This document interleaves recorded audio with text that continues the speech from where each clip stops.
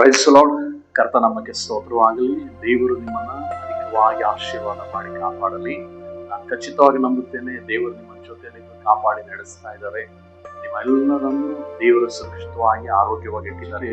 ನಾನು ಪವಿತ್ರಾತ್ಮರು ಯಾಕೆ ಬೇಕು, ಪವಿತ್ರಾತ್ಮರು ಅವ್ರು ಏನು, ಅವರ ಕಾರ್ಯಗಳೇನು ಅನ್ನೋದ್ರ ಕುರಿತಾಗಿ ಎಲ್ಲವನ್ನು ವಿವರಗಳನ್ನ ನಾನು ತಿಳಿಸ್ತಾ ಬಂದೆ. ಅದೇ ರೀತಿಯಾಗಿ ಪವಿತ್ರಾತ್ಮರು ಯಾರು ಎಂಬುದರ ಕುರಿತಾಗಿ ನಾನು ಮಾತನಾಡ್ತಾ ಬಂದೆ. ಇವತ್ತು ಸಹ ಪವಿತ್ರಾತ್ಮರು ಯಾರು ಮತ್ತೆ ಅವರು ಯಾಕೆ ಬೇಕು, ಇಂಪಾರ್ಟೆಂಟ್ ಆಗಿ ಯಾಕೆ ಬೇಕು, ಅವರು ಯಾಕೆ ಬೇಕು, ನಮಗೆ ಪವಿತ್ರಾತ್ಮ ದೇವರು ಯಾಕೆ ಬೇಕು, ಅವ್ರು ಯಾರು, ಅವ್ರು ಬರೋದ್ರಿಂದ ನಮ್ಗೇನು ಉಪಯೋಗ, ಅವ್ರು ಇರೋದ್ರಿಂದ ನಮ್ಗೇನು ಲಾಭ ಅನ್ನೋದ್ರ ಕುರಿತಾಗಿ ಕರ್ತನು ನಿಮ್ಮ ಸಂಗಡ ಇವತ್ತು ಮಾತನಾಡಲಿಕ್ಕಿದ್ದಾರೆ. ಯೋಹಾನ ಬರೆದ ಸುವಾರ್ತೆ 16ನೇ ಅಧ್ಯಾಯ 7ನೇ ವಚನ. 16:7ನೇ ವಚನ ನೋಡ್ರಿ. ದೇವ್ರ ವಾಕ್ಯಲ್ಲಿ ಹೇಳ್ತಾ ಇದೆ, ನಾನು ನಿಮ್ಮ ಸಂಗಡ ಇದ್ದುದರಿಂದ ಮೊದಲು ಅವುಗಳನ್ನು ನಿಮಗೆ ಹೇಳಲಿಲ್ಲ, ಆದರೆ ಈಗ ನಾನು ನನ್ನನ್ನು ಕಳಿಸಿಕೊಟ್ಟ ಆತನ ಬಳಿಗೆ ಹೋಗುತ್ತೇನೆ.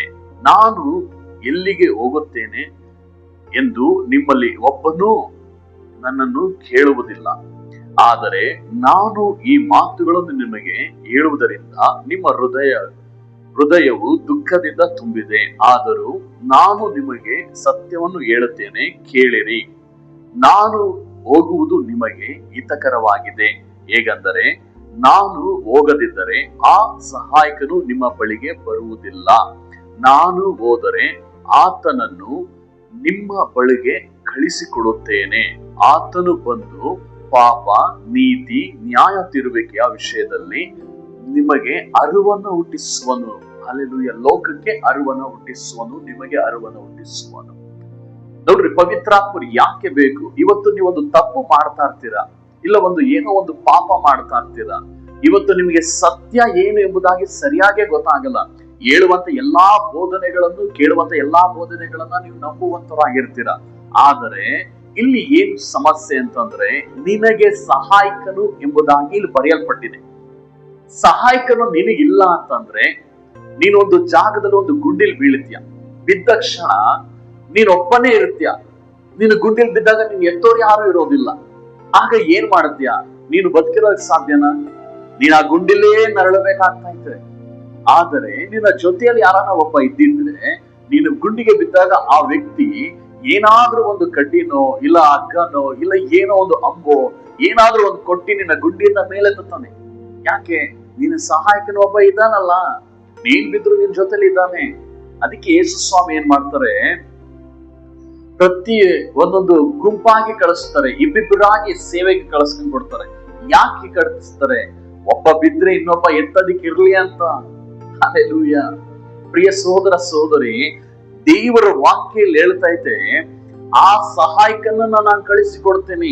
ಯೇಸು ಸ್ವಾಮಿ ಈಗ ಗಲಿಲಾಯ, ಯೆರೂಸಲೇಮ್ ಪಟ್ಟಣ, ಈ ಒಂದು ಪ್ರಾಂತ್ಯಗಳಲ್ಲಿ, ಯಾವೊಂದು ದೇಶಗಳಲ್ಲಿ, ಇಸ್ರಾಯೇಲ್ ಜನಗಳ ದೇಶಗಳಲ್ಲಿ, ಐಗುಪ್ತ ದೇಶಗಳಲ್ಲಿ, ಯೆರಿಕೋಗಳಲ್ಲಿ, ಇಲ್ಲಿ ಯೇಸು ಸ್ವಾಮಿ ಓಡಾಡ್ತಾ ಇದ್ರು, ಅದ್ಭುತಗಳು ಮಾಡ್ತಾ ಇದ್ರು.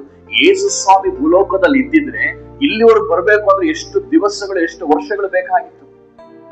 ಯೋಚನೆ ಮಾಡಿ ನೋಡ್ರಿ. ದೇವರು ತಾನು ನಮಗೋಸ್ಕರ ರಕ್ತವನ್ನು ಸುರಿಸಿ ಬಲಿಯಾದ ನಿಮಿತ್ತವಾಗಿ, ತಂದೆಯಾದ ದೇವರ ಬಳಿಗೆ ಆತನು ಹೋದ ನಿಮಿತ್ತವಾಗಿ, ಯೋಚನೆ ಮಾಡ್ರಿ, ಯೇಸು ಸ್ವಾಮಿ ದೀಕ್ಷಾ ಸ್ನಾನ ತೆಗೆದುಕೊಂಡ ಕ್ಷಣವೇ ಪವಿತ್ರಾತ್ಮರು ಇಳಿದು ಬಂದ್ರು. ಆದರೆ ತನ್ನ ಜೊತೆಲಿದ್ದಂತ ಒಂದು ಶಿಷ್ಯರಿಗೆ, ಅಲ್ಲಿದ್ದಂತ ಯಾರಿಗೂ ಪವಿತ್ರಾತ್ಮರು ಇನ್ನೂ ಬಂದಿರಲಿಲ್ಲ. ಹಲ್ಲೆಲೂಯಾ. ಅದನ್ನ ಯೋಚನೆ ಮಾಡ್ಬೇಕಾಗ್ತದೆ. ಪವಿತ್ರಾತ್ಮರು ಅವ್ರ ಒಳಗಡೆ ಇಲ್ದಲೇ ಇದ್ದಾಗ ಭಯ ಇರ್ತಾ ಇತ್ತು. ಅವರ ಒಳಗಡೆ ಯಾವಾಗ್ಲೂ ಅಪನಂಬಿಕೆ ಇರ್ತಾ ಇತ್ತು. ಮತ್ತೆ ಅವರ ಕೈಲಿ ಒಂದು ದೀವವನ್ನ ಬಿಡಿಸೋದಕ್ಕಾಗ್ಲಿಲ್ಲ. ನಂಬಿಕೆ ಅನ್ನುವಂಥದ್ದು ಬಹಳ ಮುಖ್ಯ. ಆ ನಂಬಿಕೆ ತರಲಿಕ್ಕೆ ಪವಿತ್ರಾತ್ಮರೇ ಮೂಲ ಕಾರಣ ಬೇಕು ನಮ್ಗೆ. ಇವರು ಯಾರು ಅನ್ನೋದ್ರ ಕುರಿತಾಗಿ ನಿಮ್ಗೆ ಹೇಳ್ತಾ ಇದ್ದೀನಿ. ಇವರು ಒಬ್ಬ ಸಹಾಯಕನಾಗಿದ್ದಾನೆ.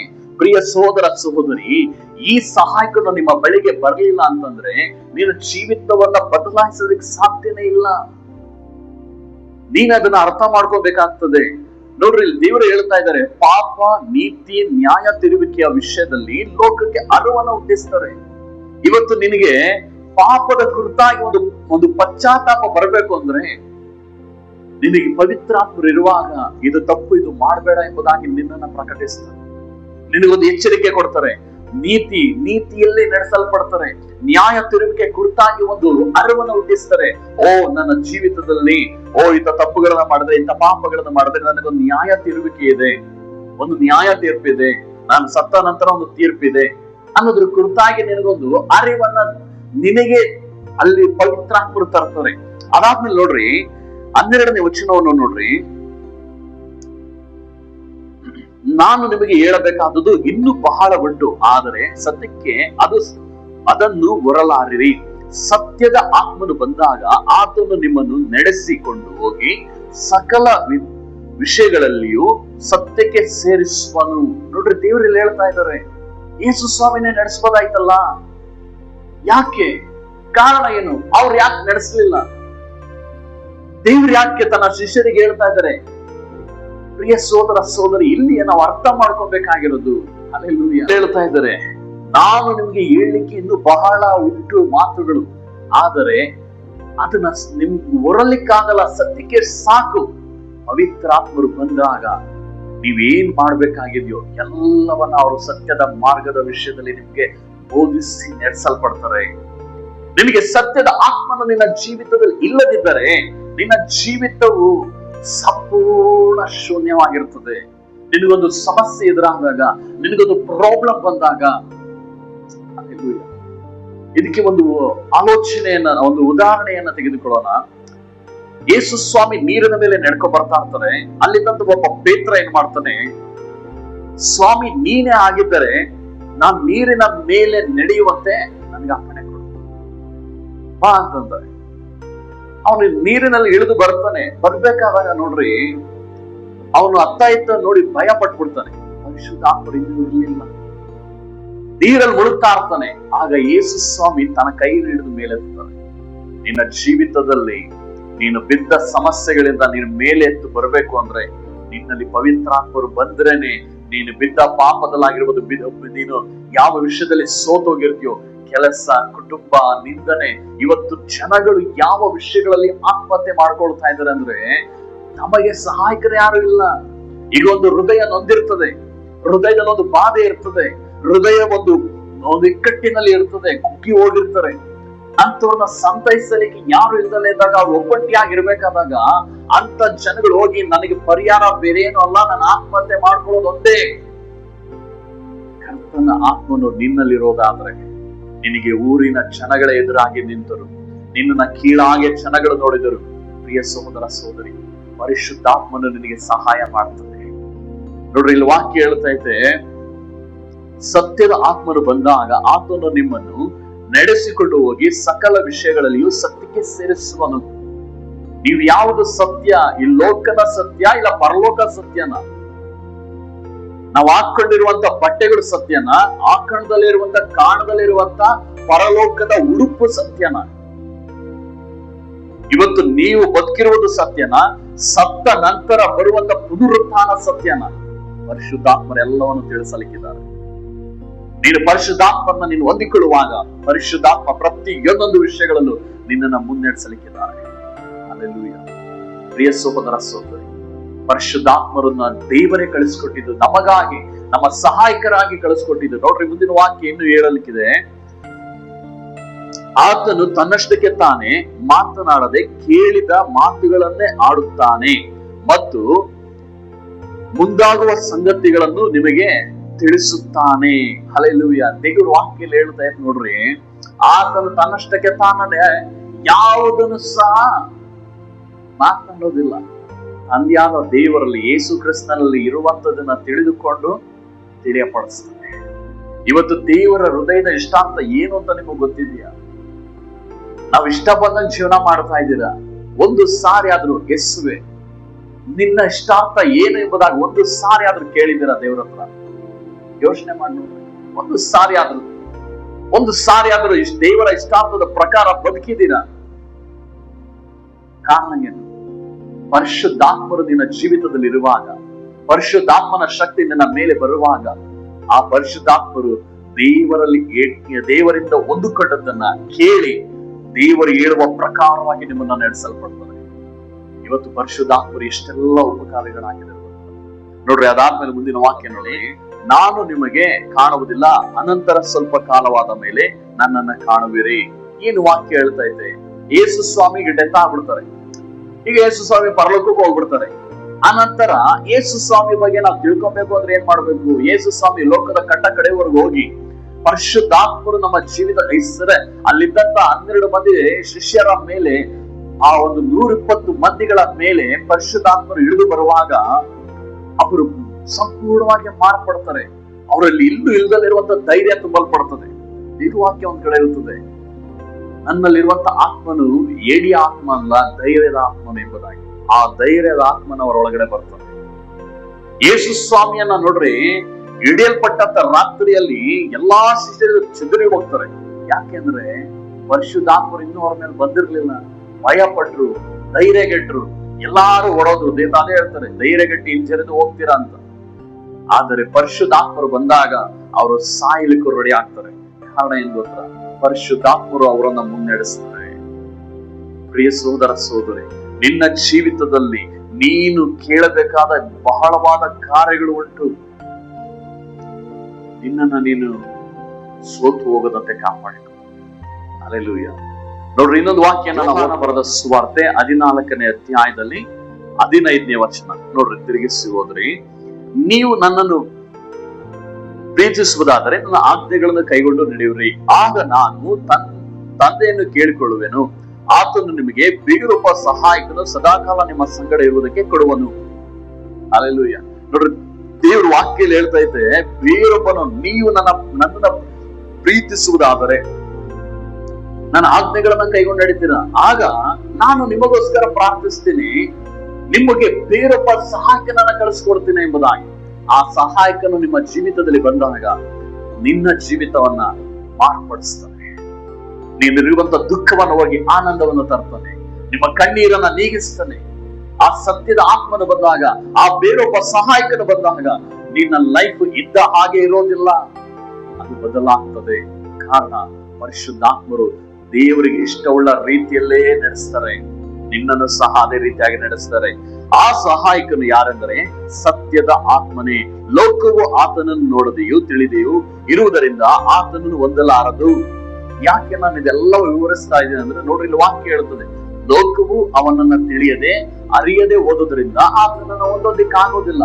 ಇವತ್ತು ನಾನು ಹೇಳುವುದೇನಂದ್ರೆ, ಇವತ್ತು ನೀವು ಒಂದು ಮನೆಗೆ ಒಂದು ಫ್ರಿಡ್ಜ್, ಟಿವಿ, ಮೊಬೈಲ್ ಏನಾದ್ರೂ ಒಂದು ತರೋದಕ್ಕೆ ಹೋಗ್ತೀರಾ, ಏನಾದ್ರು ಒಂದು ವಸ್ತು ತರೋಕ್ ಹೋಗ್ತೀರಾ, ಅದ್ರ ಕುರಿತಾಗಿ ನೀನು ಗೊತ್ತಿದ್ರೆ ತಾನೇ ಅದು ಇಂಥದಕ್ಕೆ ಉಪಯೋಗ ಆಗ್ತದೆ, ನನಗೆ ಬೇಕು ಎಂಬುದಾಗ ಅಂದುಕೊಳ್ಳೋದು. ಯೋಚನೆ ಮಾಡಿ ನೋಡ್ರಿ. ಈಗ ಒಂದು ಗ್ಯಾಸ್ ಸ್ಟವ್ ತರ್ತೀರಾ, ಆ ಗ್ಯಾಸ್ ಸ್ಟವ್ ನಿಮ್ಗೆ ಬೇಕು. ಎಂತಕ್ ಬೇಕು? ಯೋಚನೆ ಮಾಡ್ರಿ. ಅದು ಅಡಿಗೆ ಮಾಡೋದಕ್ಕೆ ಉಪಯೋಗ ಅಂತ ನಿಮಗ್ ಗೊತ್ತಿಲ್ಲ ಅಂತಂದ್ರೆ ತಗೊಂಬಂದ್ ಏನ್ ಮಾಡ್ತೀರ? ಹಲ್ಲೆಲೂಯಾ.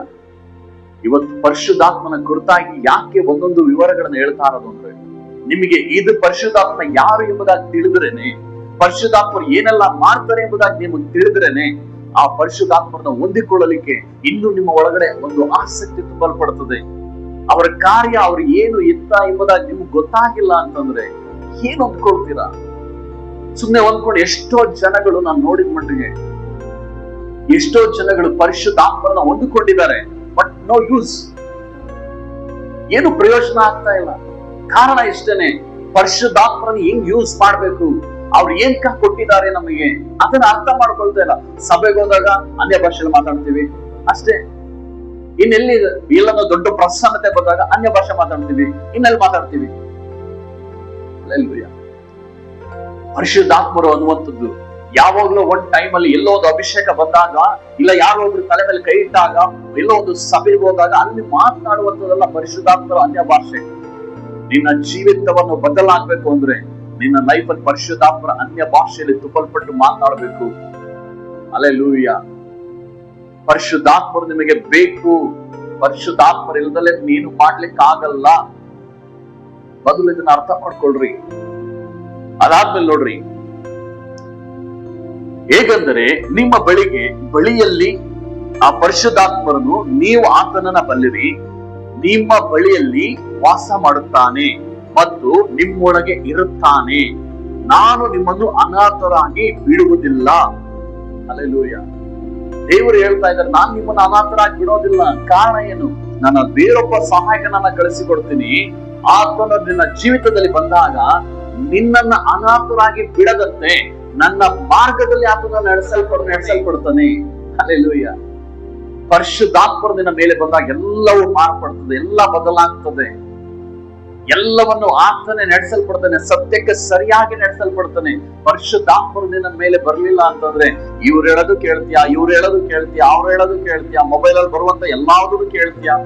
ಅವಾಗೆಲ್ಲ ಬೆರಕೆ ಆಗ್ಬಿಟ್ಟು ಏನ್ ಮಾಡ್ಬಿಡ್ತೀರಾ? ದೇವ್ರನ್ನೇ ಬಿಟ್ಟು ಹೋಗ್ಬಿಡ್ತೀರಾ. ಯಾರು ಸರಿ ಇಲ್ಲ ಅನ್ಕೊಂಡ್ಬಿಡ್ತೀರಿ. ಎಷ್ಟೋ ಜನ ಹೆಂಗೆ ಇದ್ದಾರ್ರಿ. ಕೆಲವರು ಹೇಳ್ತಾರೆ ಎಲ್ಲಾ ಪಾಸ್ಗಳು ನನಗೆ ಗೊತ್ತು ಅಂತ ಹೇಳ್ತಾರೆ, ಎಲ್ಲಾನು ನಾನು ಅರ್ಧಿ ಕುಡಿದು ಬಿಟ್ಟಿದ್ದೀನಿ ಅಂತ ಹೇಳ್ತಾರೆ. ಯಾಕೆ ಅಂತಂದ್ರೆ ನೋಡ್ರಿ, ನಾವ್ ಯಾವಾಗ ಅಲ್ಲಿ ಇಲ್ಲಿ ಅಲ್ಲೊಂದ್ ಸ್ವಲ್ಪ ಇಲ್ಲೊಂದ್ ಸ್ವಲ್ಪ ಏನ್ ಮಾಡ್ತೀವೋ ನಮ್ಮ ನಾಲ್ಗೆ ಮನೆ ಊಟ ಕೇಳಲ್ಲ, ರುಚಿಕರವಾಗಿರೋದೇ ಕೇಳ್ತದೆ. ಆ ಹೊರಗಡೆ ಹೋದ ಊಟ ನಮ್ಮ ದೇಹವನ್ನ ಆರೋಗ್ಯದಲ್ಲಿ ಕೆಡಿಸಲ್ಪಡ್ತದೆ ಎಂಬುದಾಗಿ ನಮ್ಗೆ ಅರಿವು ಬರಲ್ಲ. ನಾವು ಮನೆಯ ಊಟವನ್ನು ತಿಂದಾಗ್ಲೇನೆ, ಅಂದರೆ ದೇವರು ಕೊಡುವ ಪರಿಶುದ್ಧಾತ್ಮರನ್ನ ಹೊಂದಿಕೊಂಡು ಅವ್ರು ಹೇಳುವ ಪ್ರಕಾರವಾಗಿ ನಡೆಯಲ್ಪಟ್ರೇನೆ ನಮ್ಮ ಆತ್ಮಿಕವಾದ ಒಂದು ಆರೋಗ್ಯ ಉಂಟಾಗೋದು. ನೋಡ್ರಿ, ದೇವ್ರು ಹೇಳ್ತಾ ಇದ್ದಾರೆ, ಅನಾಥರಾಗಿ ನಿಮ್ಮನ್ನು ಬಿಡೋದಿಲ್ಲ ನಾನು ಅಂತ ಹೇಳ್ತಾ ಇದ್ದಾರೆ. ನಿನ್ನನ್ನ ದೇವರು ಅನಾಥರಾಗಿ ಎಲ್ಲಿ ಬಿಡ್ತಾರೆ? ಎಷ್ಟೋ ಜನ ಅನ್ಕೊಂಡಿದ್ದೀರಾ, ಯೇಸು ಸ್ವಾಮಿ ಅಯ್ಯೋ ನಾನು ಅನಾಥ, ನಾನು ಒಬ್ಬಂಟಿ, ನನ್ಗೆ ಯಾರು ಇಲ್ಲ, ದಿಕ್ಕು ದೆಸೆ ಇಲ್ಲ ನನಗೆ ಅಂತ ಅನ್ಕೊಳ್ತೀರ. ದೇವ್ರು ಆ ರೀತಿಯಾಗಿ ಮಾಡಲ್ಲ. ನಿನ್ನನ್ನ ಅನಾಥರಾಗಿ ದೇವ್ರು ಬಿಟ್ಟಿಲ್ಲ. ಅದನ್ನ ಮೊದಲು ಅರ್ಥ ಮಾಡ್ಕೊಳ್ರಿ.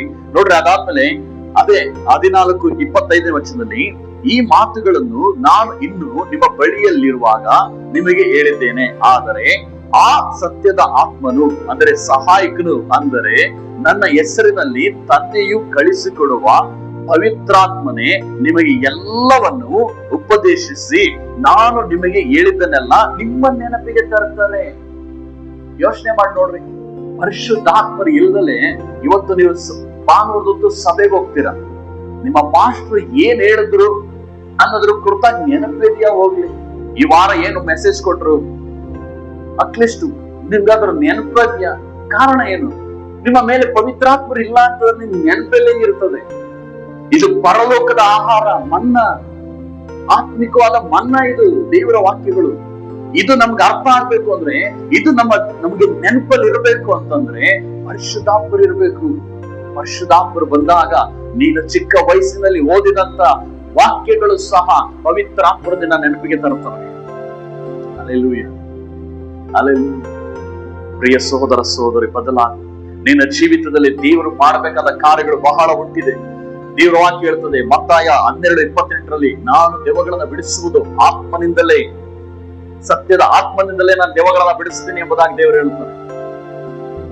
ಇವತ್ತೊಂದು ದೆವ್ವವನ್ನು ಬಿಡಿಸ್ಬೇಕು ಅಂತಂದ್ರೆ, ಒಂದು ರೋಗಗಳನ್ನ ವಾಸಿ ಮಾಡ್ಬೇಕು ಅಂದ್ರೆ ಪವಿತ್ರಾತ್ಮನಿಂದ ಮಾತ್ರನೇ ಸಾಧ್ಯ. ಪವಿತ್ರಾತ್ಮರು ಇಲ್ಲದಲೇ ಆಗದೇ ಇಲ್ಲ. 1 ಕೊರಿಂಥ 12:4 ವಚನ. ವರಗಳಲ್ಲಿ ಬೇರೆ ಬೇರೆ ವಿಧಗಳುಂಟು, ದೇವರಾತ್ಮನು ಒಬ್ಬನೇ. ಅರ್ಥ ಮಾಡ್ಕೊಳ್ರಿ, ದೇವರಾತ್ಮನು ಒಬ್ಬನೇ. ಸೇವೆಗಳಲ್ಲಿ ಬೇರೆ ಬೇರೆ ವಿಧಗಳುಂಟು, ಕರ್ತನು ಒಬ್ಬನೇ. ಕಾರ್ಯಗಳಲ್ಲಿ ಬೇರೆ ಬೇರೆ ವಿಧಗಳುಂಟು, ಸರ್ವರಲ್ಲಿಯೂ ಸರ್ವ ಕಾರ್ಯಗಳಲ್ಲಿಯೂ ಸಾಧಿಸುವ ದೇವರು ಒಬ್ಬನೇ.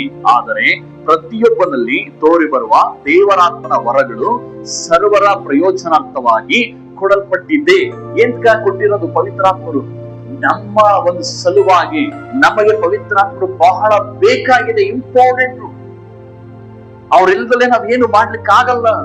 ನಾವ್ ಏನೇ ಮಾಡಿದ್ರು ಅವ್ರಿಲ್ದಲೆ ನಾವೇನೇ ಮಾಡಕ್ ಹೋದ್ರೆ ಅದೆಲ್ಲ ವ್ಯರ್ಥ. ಅದಾದ್ಮೇಲೆ ನೋಡ್ರಿ, ಇಲ್ಲಿ ವಾಕ್ಯ ಹೇಳ್ತದೆ, ಒಬ್ಬನಿಗೆ ದೇವರಾತ್ಮನ ಮೂಲಕವಾಗಿ ಜ್ಞಾನ ವಾಕ್ಯವರ, ಒಬ್ಬನಿಗೆ ಆ ಆತ್ಮನ ಅನುಗುಣವಾಗಿ ವಿದ್ಯಾವಾಕ್ಯವರ, ಒಬ್ಬನಿಗೆ ನಂಬಿಕೆಯವರ, ಆ ಆತ್ಮನಿಂದಲೇ ನಂಬಿಕೆಯು, ಒಬ್ಬನಿಗೆ ಆ ಆತ್ಮನಿಂದಲೇ ನಾನಾ ರೋಗಗಳು ವಾಸಿ ಮಾಡುವಂತವರ, ಒಬ್ಬನಿಗೆ ಮಹತ್ತಾದ ಕಾರ್ಯಗಳನ್ನು ಮಾಡುವವರ, ಒಬ್ಬನಿಗೆ ಪ್ರವಾದನೆಯವರ, ಇನ್ನೊಬ್ಬನಿಗೆ ಅದೇ ಆತ್ಮನಿಂದ ಸತ್ಯಾಂಶಗಳನ್ನು ವಿವೇಚಿಸುವವರ, ಒಬ್ಬನು ವಾಣಿಗಳನ್ನು ಆಡುವಂತವರ, ಒಬ್ಬನಿಗೆ ವಾಣಿಗಳ ಅರ್ಥಗಳನ್ನು ಹೇಳುವಂತವರ. ಈ ಒಂದು ವರಗಳನ್ನ ನೋಡ್ರಿ, ದೇವರು ಹೇಳ್ತಾ ಇದ್ದಾರೆ, ಈ ವರಗಳನ್ನೆಲ್ಲ ಆ ಒಬ್ಬ ಆತ್ಮನೇ ತನ್ನ ಚಿತ್ತಕ್ಕೆ ಬಂದ ಹಾಗೆ ಒಬ್ಬೊಬ್ಬನಿಗೆ ಹಂಚಿಕೊಡುತ್ತಾನೆ. ನೋಡ್ರಿ, ಇಲ್ಲಿ ವಾಕ್ಯ ಹೇಳ್ತಾ ಇದ್ದೆ, ಆ ಪರಿಶುದ್ಧಾತ್ಮನಿಂದನೇ ಜ್ಞಾನ, ಆ ಪರಿಶುದ್ಧಾತ್ಮನಿಂದನೇ ವಿದ್ಯಾ ಜ್ಞಾನ, ಒಂದು ಆ ವಿದ್ಯಾ ವಾಕ್ಯ ಅವರಿಂದ ಜ್ಞಾನವನ್ನು ಹುಟ್ಟಿಸಲ್ಪಡ್ತದೆ. ಏನ್ ವಿದ್ಯಾ ವಾಕ್ಯ? ದೇವರ ಈ ಸತ್ಯ ವಾಕ್ಯದಲ್ಲಿರುವ ಒಂದೊಂದು ವಾಕ್ಯಗಳನ್ನ ಅರ್ಥ ಮಾಡ್ಕೋಬೇಕು ಅಂದ್ರೆ ಪವಿತ್ರಾತ್ಮನಿಂದ ಮಾತ್ರನೇ ಸಾಧ್ಯ. ಅದಾದ್ಮೇಲೆ ನೋಡ್ರಿ, ನಂಬಿಕೆ, ಆ ಆತ್ಮನಿಂದಲೇ ನಂಬಿಕೆ ಹುಟ್ಟೋದು. ದೇವ್ರ ವಾಕ್ಯ ಇರ್ತದೆ. ಒಂದು ನೆನಪಿಗೆ ನಾನು ತರ್ತೇನೆ ನಿಮ್ಗೆ. ಯೇಸು ಸ್ವಾಮಿ ರೂಪಾಂತರ ಆಗುವಂತ ಒಂದು ಸನ್ನಿವೇಶದಲ್ಲಿ ಪೇತ್ರ, ಯೋಹಾನ, ಯಾಕೋಬ 3 ಜನರು ಅಲ್ಲಿ ವಿಸ್ಮಯಗೊಂಡಿರ್ತಾರೆ. ಅದೆಲ್ಲ ಮುಗಿಸಿ ಕೆಳಗೆ ಬರಬೇಕಾದಾಗ ಒಬ್ಬ ಮೂಕ ದೆವ್ವ ಒಂದು ಹಿಡಿದಂತ ಒಬ್ಬ ವ್ಯಕ್ತಿಗೆ ದೆವ್ವಗಳು ಬಿಡಿಸಕ್ ಹೋಗ್ತಾರೆ. ಆದ್ರೆ ಬಿಡಿಸೋದಿಕ್ಕಾಗಲಿಲ್ಲ. ಆ ಹುಡುಗನ ತಂದೆ ಬಂದ್ಬಿಟ್ಟು, ಸ್ವಾಮಿ ನನ್ನ ಮಗನ ಮೇಲೆ ಕನಿಕರ ಇಡು, ನಿಮ್ಮ ಶಿಷ್ಯರ ಬಳಿ ಕರ್ಕೊಂಡು ಹೋದೆ, ಅವ್ರಿಗೆ ಅಲ್ಲಿ ಬಿಡಿಸೋದಿಕ್ಕಾಗ್ಲಿಲ್ಲ ಅಂತ ಹೇಳ್ತಾರೆ. ಅವಾಗ ಕರ್ಕಬನ್ನಿ ಅಂತ ಅಂದ್ಬಿಟ್ಟು ಹೇಳಿ ಅವರು ದೇವರು ಶಿಷ್ಯರಿಗೆ ಬೈತಾರೆ, ಇನ್ನೆಷ್ಟು ದಿನ ಸಹಿಸ್ಕೊಳ್ಳಿ ಎಂಬುದಾಗಿ, ನಿಮ್ಮ ನಂಬಿಕೆ ಎಲ್ಲಿ ಎಂಬುದಾಗಿ ಹೇಳ್ತಾರೆ. ಕಾರಣ ಏನು? ಪರಿಶುದ್ಧಾತ್ಮನಿಂದ ಅವರ ಮೇಲೆ ಬಂದಿರಲಿಲ್ಲ, ಪರಿಶುದ್ಧಾತ್ಮನವರ ಮೇಲೆ ಇಳಿದಿರಲಿಲ್ಲ, ಅವರಿಗೆ ನಂಬಿಕೆ ಇನ್ನೂ ಹುಟ್ಟಿರ್ಲಿಲ್ಲ, ನಂಬಿಕೆ ಏನೋ ಎಂಬುದಾಗಿ ಅರ್ಥನೇ ಗೊತ್ತಿರಲಿಲ್ಲ.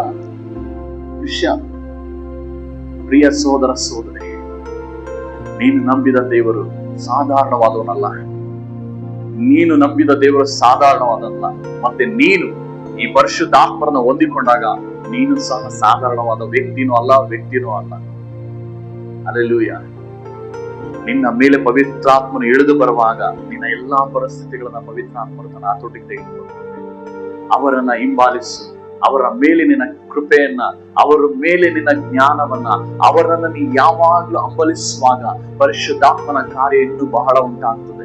ಅಷ್ಟು ಮಾತ್ರವಲ್ಲದೆ 14ನೇ ಅಧ್ಯಾಯ 2ನೇ ವಚನ, ಕಡೆದಾಗಿ ಒಂದು ಮಾತನ್ನು ಹೇಳ್ತೀನಿ. 1 ಕೊರಿಂಥ 14 2ನೇ ವಚನ, ವಾಣಿಗಳನ್ನಾಡುವವನು ಅಂದರೆ ಆಸಕ್ತಿಯಿಂದ ಆ ಒಂದು ಅನ್ಯ ಭಾಷೆಗಳಲ್ಲಿ ಪ್ರಾರ್ಥನೆ ಮಾಡುವವನು ದೇವರ ಸಂಗಡ ಮಾತನಾಡುತ್ತಾನೆ ಹೊರತು ಮನುಷ್ಯರ ಸಂಗಡವಲ್ಲ.